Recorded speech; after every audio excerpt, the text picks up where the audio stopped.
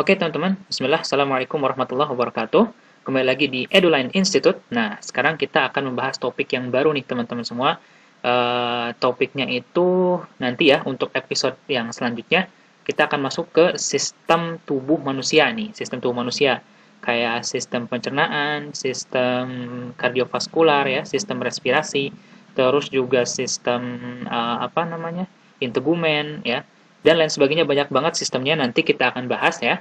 Nah, tapi sebelum kita membahas sistem-sistem tersebut ya, sistem-sistem tersebut, nah kita bahas dulu apa ya, cabang ilmu yang memang sangat berperan penting untuk kita memahami sistem-sistem tubuh tersebut gitu. Apa aja sih? Nah, yang paling berperan penting sebenarnya adalah pertama tentang anatomi dan yang kedua tentang fisiologi ya. Nah, cuman sekarang di video yang ini, video yang singkat ini, mungkin kita nggak akan bahas tentang fisiologi ya. Kita sekarang mau bahas dulu tentang anatomi nih teman-teman ya. Nah, oke. Jadi mungkin teman-teman udah familiar ya dengan istilah anatomi ini gitu.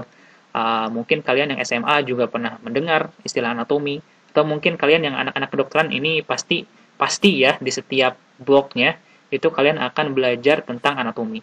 Nah, apa sih anatomi itu? Nah, anatomi itu adalah ilmu yang mempelajari tentang struktur tubuh makhluk hidup, ya.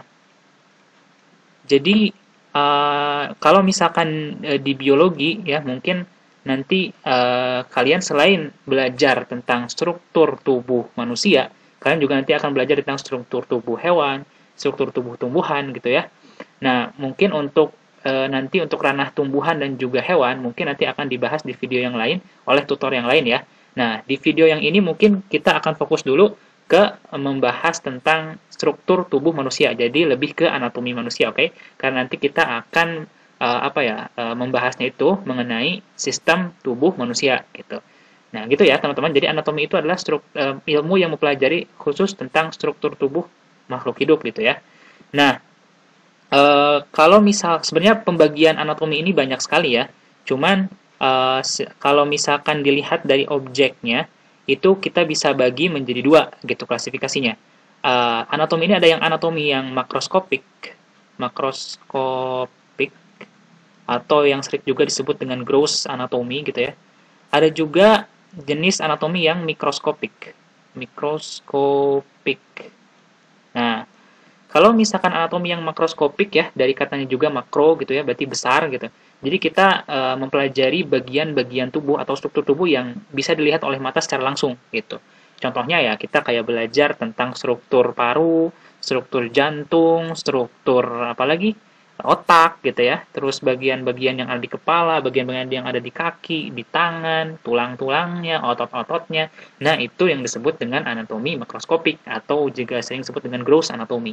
Nah, sedangkan anatomi yang mikroskopik ya, anatomi yang mikroskopik itu dia belajar struktur atau bagian-bagian yang kecil yang tidak bisa dilihat oleh mata secara langsung. Jadi harus pakai alat-alat khusus ya, alat mikroskop gitu. Nah, apa aja sih? Contohnya adalah yang mempelajari tentang sel, terus juga yang mempelajari tentang jaringan ya. Kalau sel di video sebelumnya udah kita bahas kan ya, panjang lebar tentang sel, tapi tentang jaringan mungkin nanti di video yang lain ya. Nah, kalau misalkan yang membahas tentang apa namanya? Oh ya, nah biasanya kalau misalkan anatomi ada kata ya berdiri sendiri, misalkan, wih kita belajar anatomi ya gitu, misalkan ada atau ada yang nyebutin anatomi. Nah, biasanya itu dia lebih mengarah ke anatomi yang makroskopik gitu ya, anatomi yang makroskopik gitu. Nah, kalau misalkan apa namanya? Anatomi yang mikroskopik biasanya dia ada istilah sendiri gitu. Kalau misalkan kita belajar tentang sel, oh kita biasanya nyebutnya ini sitologi gitu ya. Kalau misalkan kita belajar tentang jaringan, oh kita apa belajar tentang histologi gitu ya. Nah, anak-anak kedokteran mungkin ini nggak apa ya nggak asing ya, karena pasti nih belajar nih ya histologi, apalagi ya di setiap blok gitu ya, atau di setiap modul, atau di setiap ya kalian belajar sistem sistem tubuh pasti ada histologinya gitu ya. Nah, biasanya begitu ya. Jadi kalau misalnya nanti ada yang nyebut, kita belajar anatomi yuk. Nah, biasanya anatomi itu yang dipelajari adalah yang makroskopiknya. Jadi kayak kita belajar jantung, belajar paru, belajar tangan, belajar bagian-bagian tubuh, struktur ekstremitas ya sebenarnya. Ekstremitas atas, ekstremitas bawah, dan lain sebagainya. Oke, nah di video selanjutnya nanti kita akan belajar tentang pengantar. Aduh, pengantar apa ya? Jadi hal-hal dasar yang diperlukan untuk agar kita bisa memahami anatomi lebih lanjut gitu ya. Jadi pengenalannya dulu lah untuk pemula gitu ya. Jadi hal-hal dasar, konsep-konsep dasar, istilah-istilah dasar yang harus kita ketahui sebelum kita belajar anatomi.